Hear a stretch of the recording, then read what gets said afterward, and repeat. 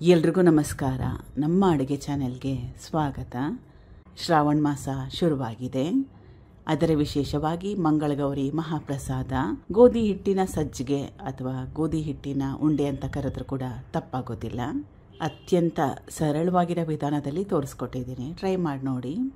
ಮೊದಲನೇ ಸ್ಟೆಪ್ಪಲ್ಲಿ ದೊಡ್ಡದಾಗಿರೋದು ಬಾಣಲೆ ಇಟ್ಕೊಂಡಿದ್ದೀನಿ. ಎಲ್ಲ ಪದಾರ್ಥಗಳನ್ನ ಅಳತೆ ಮಾಡಲಿಕ್ಕೆ ಒಂದೇ ಗ್ಲಾಸ್ನ ಉಪಯೋಗ ಮಾಡಿ ಸುಲಭ ಆಗುತ್ತೆ. 1/4 ಗ್ಲಾಸಷ್ಟು ತುಪ್ಪ ಅಥವಾ ಸುಮಾರು ಒಂದು 5ರಿಂದ 6 ಟೇಬಲ್ ಸ್ಪೂನಷ್ಟು ಒಣದ್ರಾಕ್ಷಿ ಗೋಡಂಬಿನ ಹಾಕೊಂಡ್ಮೇಲೆ ಸುಮಾರು ಒಂದು 30ರಿಂದ 40 ಸೆಕೆಂಡಷ್ಟು ಬಿಸಿ ಮಾಡಿಕೊಂಡ್ರೆ ಸಾಕಾಗತ್ತೆ. ತುಪ್ಪ ಚೆನ್ನಾಗಿ ಕಾದ್ಮೇಲೆ ಹಾಕ್ಕೊಂಡಿದ್ದೀನಿ. ಅದಕ್ಕೋಸ್ಕರ ಇದು ಗೋಧಿ ಹಿಟ್ಟು 2 ಗ್ಲಾಸಷ್ಟು, ಅರ್ಧ ಗ್ಲಾಸಷ್ಟು ತುಪ್ಪನ ಉಪಯೋಗ ಮಾಡಿದ್ದೆ. ಏಲಕ್ಕಿ ಕುಟ್ಟಿಟ್ಕೊಂಡಿರೋದು.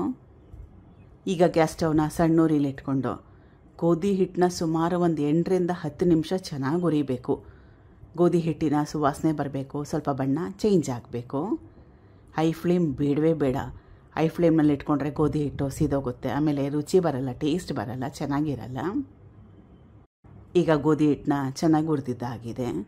ಸುವಾಸನೆ ಮನೆಯೆಲ್ಲ ಘಮ ಅಂತಾಗೋಗಿದೆ. ಬಣ್ಣ ಕೂಡ ಚೇಂಜ್ ಆಗಿದೆ. ಇದು ತುಂಬಾ ಜಾಸ್ತಿ ಬಿಸಿ ಇದೆ. ಸ್ವಲ್ಪ ಉಗುರು ಬೆಚ್ಚಗಷ್ಟು ತಣ್ಣಗಾಗಬೇಕು.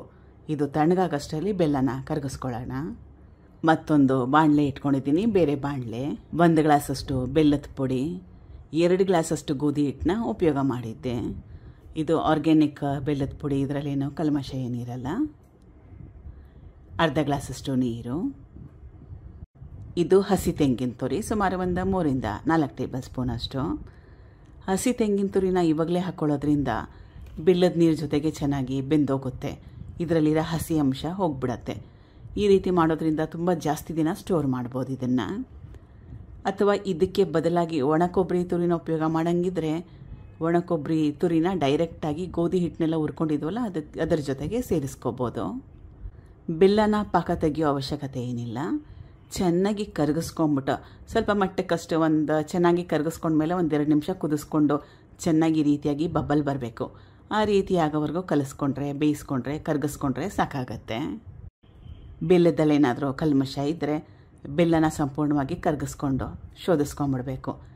ಮತ್ತೊಮ್ಮೆ ಈ ಕರಗಿಸ್ಕೊಂಡಿರೋ ನೀರನ್ನ ಬಾಣಲೆಗೆ ಹಾಕ್ಕೊಂಡು ಹಸಿ ತೆಂಗಿನ ತುರಿನ ಹಾಕ್ಕೊಂಡು ಮತ್ತೊಮ್ಮೆ 1-2 ನಿಮಿಷ ಬಿಸಿ ಮಾಡ್ಕೋಬೋದು. ಒಣಕೊಬ್ಬರಿ ತುರಿ ಉಪಯೋಗ ಮಾಡೋಂಗಿದ್ರೆ ತುಂಬಾ ಸುಲಭ. ಈಗ ಕರಗಿಸ್ಕೊಂಡಿರೋ ಬೆಲ್ಲ ಕೂಡ ಸ್ವಲ್ಪ ಮಟ್ಟಕ್ಕಷ್ಟು ತಣ್ಣಗಾಗಲಿ.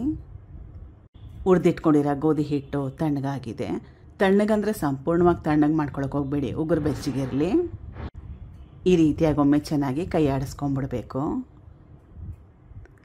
ಉಂಡೆ ಏನಾದರೂ ಆದರೆ ಕೈಗೆ ಸಿಗುತ್ತೆ.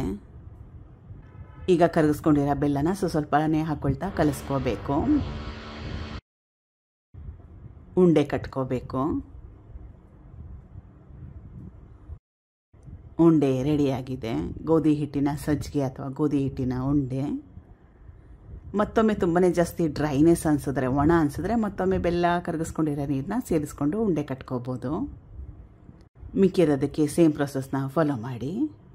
ಮಂಗಳಗೌರಿ ಪೂಜೆಗೆ ಇದನ್ನು ಒಂದಿನ ಟ್ರೈ ಮಾಡಿ ನೋಡಿ. ಗೌರಿಯ ಮಹಾಪ್ರಸಾದ ಇದು. Thank you for watching. ಧನ್ಯವಾದ.